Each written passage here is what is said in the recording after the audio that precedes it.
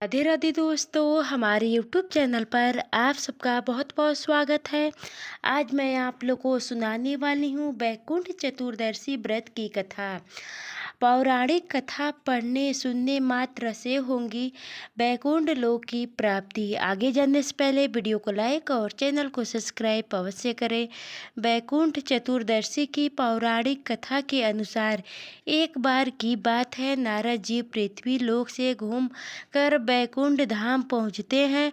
भगवान विष्णु उन्हें आदरपूर्वक बैठाते हैं और प्रसन्न होकर उनके आने का कारण पूछते हैं। नारद जी कहते हैं, हे प्रभु, आपने अपना नाम कृपा निधान रखा है, इससे आपके जो प्रिय भक्त हैं वही तर पाते हैं। जो सामान्य नर नारी हैं वह वंचित रह जाते हैं, इसलिए आप मुझे कोई ऐसा सरल मार्ग बताएं जिससे सामान्य भक्त भी आपकी भक्ति कर मुक्ति पा सकें। यह सुनकर विष्णु जी बोले, हे नारद, मेरी कथा सुनो। कार्तिक शुक्ल पक्ष की चतुर्दशी को जो नर नारी व्रत का पालन करेगा और सदा भक्ति से मेरी पूजा अर्चना करेगा, उनके लिए स्वर्ग के द्वार साक्षात खुले रहेंगे। इसके बाद विष्णु जी जय विजय को बोलते हैं और उन्हें कार्तिक चतुर्दशी को स्वर्ग के द्वार खुला रखने का आदेश देते हैं। भगवान विष्णु कहते हैं कि इस दिन जो भी भक्त मेरा थोड़ा सा भी नाम लेकर पूजन करेगा वह वैकुंठ धाम को प्राप्त करेगा। इसका दूसरा कथा, करोड़ों सूर्य की क्रांति के समान वाला सूर्य दर्शन चक्र जो शिव जी ने दिया था श्री हरि विष्णु को। पौराणिक मता अनुसार एक बार भगवान विष्णु देवाधिदेव महादेव का पूजन करने के लिए काशी आए। वहाँ मणिकर्णिका घाट पर स्नान करके उन्होंने 1000 स्वर्ण कमल पुष्पों से भगवान विश्वनाथ के पूजन का संकल्प किया। अभिषेक के बाद जब वे पूजन करने लगे तो शिव जी ने उनकी भक्ति की परीक्षा के उद्देश्य से एक कमल पुष्प का कम कर दिया। भगवान श्री हरि को पूजन की पूर्ति के लिए 1000 कमल पुष्प चढ़ाने थे।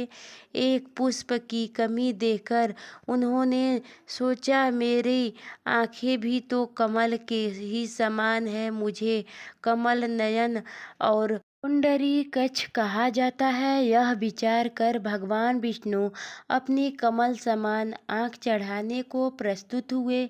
विष्णु जी की इस अगाध भक्ति से प्रसन्न होकर देवाधिदेव महादेव प्रकट होकर बोले, हे विष्णु, तुम्हारे समान संसार में दूसरा कोई मेरा भक्त नहीं है।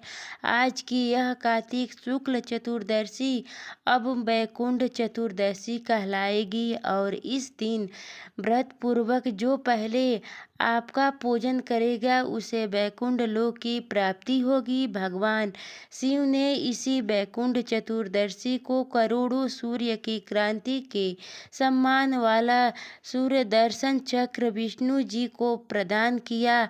शिव जी तथा विष्णु जी कहते हैं कि इस दिन स्वर्ग के द्वार खुले रहेंगे।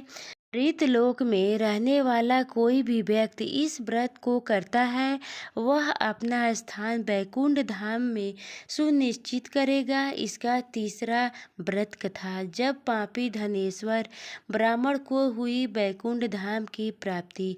धनेश्वर नामक का एक ब्राह्मण था जो बहुत बुरे काम करता था।